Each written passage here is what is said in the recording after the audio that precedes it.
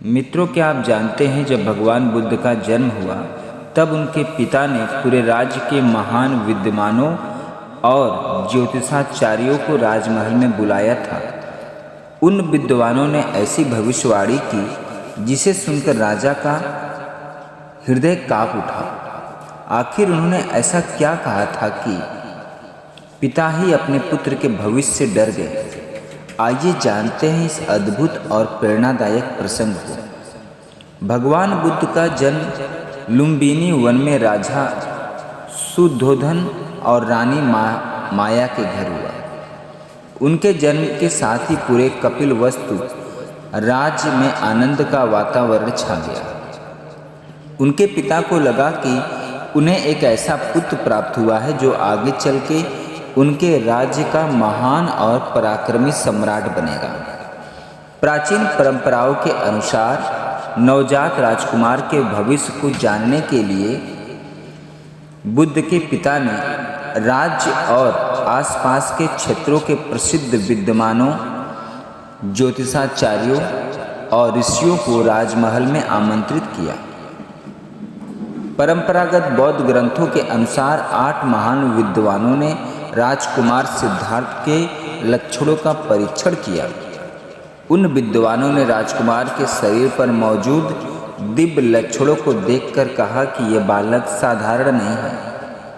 उन्होंने 2 संभावनाएं बताई।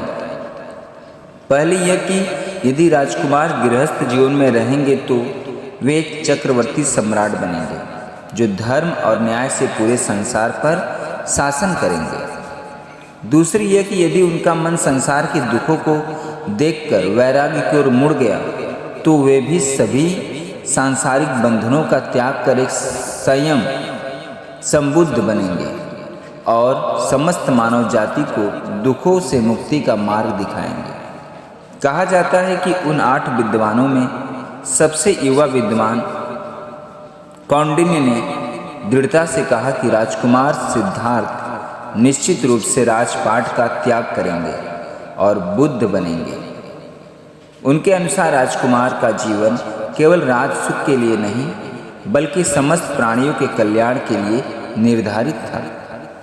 यह भविष्यवाणी सुनकर राजा अर्थात बुद्ध के पिता अत्यंत चिंतित हो गए।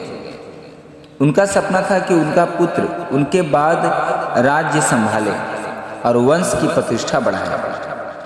उन्हें डर था कि यदि सिद्धार्थ संन्यास ले लेंगे तो राज्य का उत्तराधिकारी कौन बनेगा। इस चिंता के कारण उनके पिता ने राजकुमार सिद्धार्थ को हर प्रकार के सांसारिक सुख सुविधाओं से घेर दिया। उन्होंने आदेश दिया कि राजकुमार के सामने कभी कोई वृद्ध, रोगी, मृत व्यक्ति या सन्यासी न आए ताकि उनके मन में वैराग्य का भाव उत्पन्न न हो। महलों में नृत्य, संगीत, उत्सव और विलास की सारी व्यवस्थाएं की गई। लेकिन नियति को कौन बदल सकता था। समय आने पर सिद्धार्थ ने एक वृद्ध, एक रोगी, एक मृत व्यक्ति और एक सन्यासी को देखा। इन्हीं 4 दृश्यों ने उनके जीवन की दिशा बदल दी।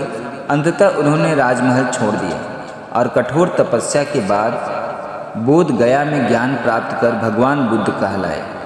यह प्रसंग हमें सिखाता है कि सच्चा महान व्यक्ति वही होता है जो केवल अपने परिवार या राज्य का नहीं बल्कि पूरे मानव समाज का कल्याण करने का संकल्प ले। भगवान बुद्ध का जीवन त्याग, करुणा और सत्य की खोज का अमर संदेश है।